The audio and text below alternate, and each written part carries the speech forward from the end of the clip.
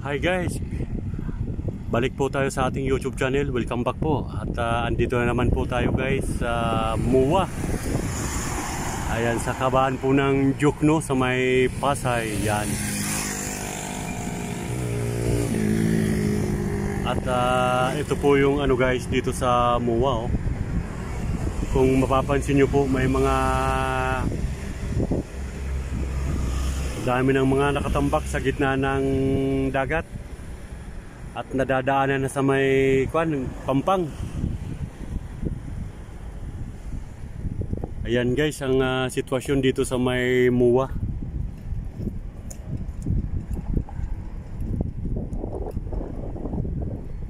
At dito sa may Pampang maraming mga bangka.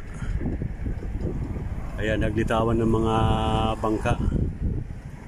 Ganitong oras pala guys ay mababaw ang ano ng tubig oh.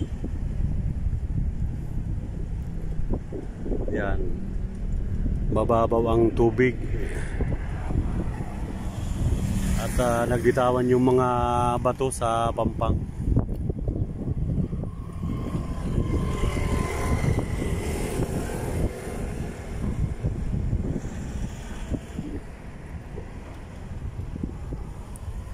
Yan yung mga natatanaw ninyo guys.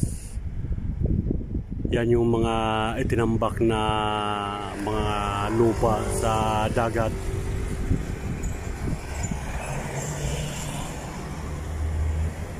At tatayuan po yan ng mall sa gitna. Grabe, wala nang imposible ngayon guys. Kahit sa tubig na sa dagat ay nagagawan pa ng paraan na lagyan ng mga lupa. Grabe.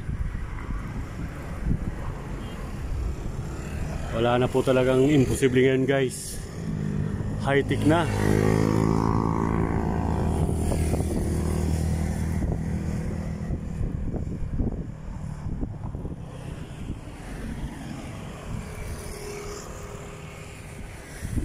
Ito po yung ipapakita natin guys. Ito, yung sa kabila, yung nahagip na yan ay bandang Makati na, Ayala Makati. Yan. At dito sa tulay na to, nakatira dati si Diwata, dun sa bandang unan pala.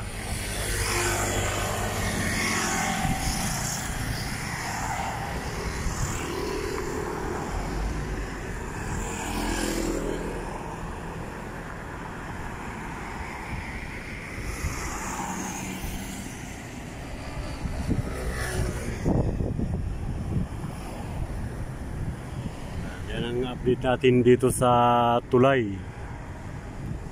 na kung saan si Diwata dito sa ilalim ng tulay nakatira. At binidyoan po natin yung mga lupa na itinambak na sa may seaside ng Manila Bay.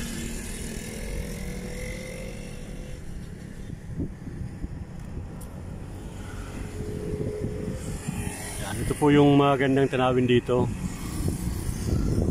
sa MUA.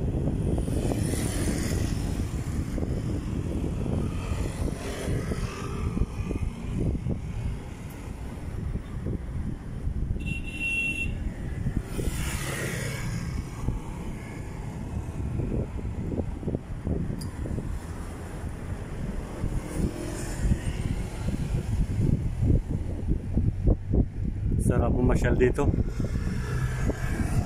Medyo malakas ang hangin dito guys kung napapansin nyo.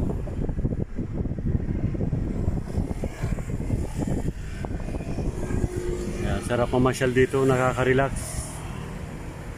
At maganda ang panahon natin ngayon. Walang ulan at tirik na tirik ang araw.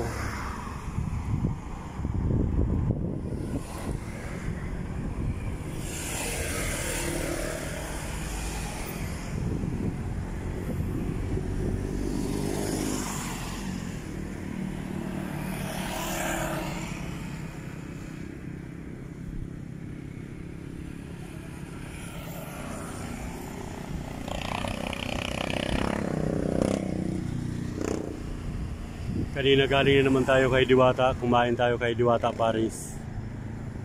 Daming kumakain kay Diwata. Napakasarap ng pagkain kay Diwata, kaya talagang napapabalik-balik tayo guys.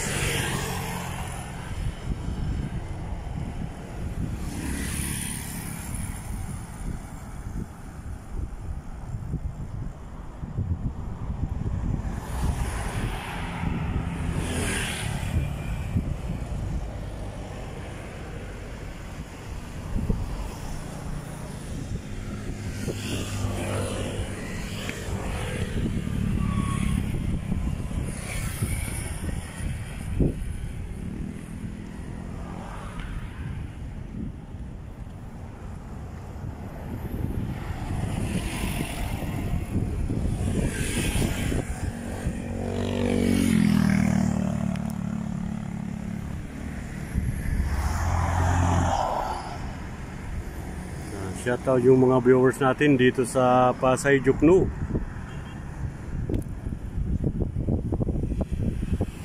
Yan sa mga viewers natin, yung mga bago natin na viewers na hindi pa nakapag-subscribe sa ating YouTube channel.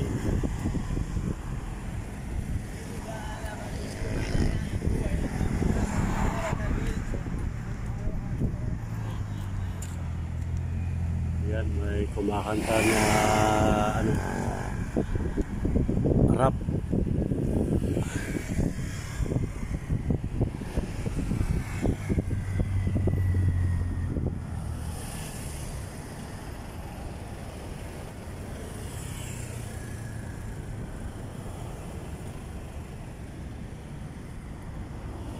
Yan.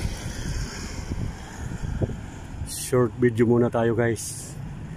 Mahirap hawakan yung cellphone na hawak din natin ang payong. Nakapayong tayo dahil tirik na tirik yung araw. Kaya hanggang dito na lang muna ang ating vlog. Yan, saglit lang natin pinakita ang kahabaan ng tulay ng Pasay Jokno. Lapad ng tulay na ito.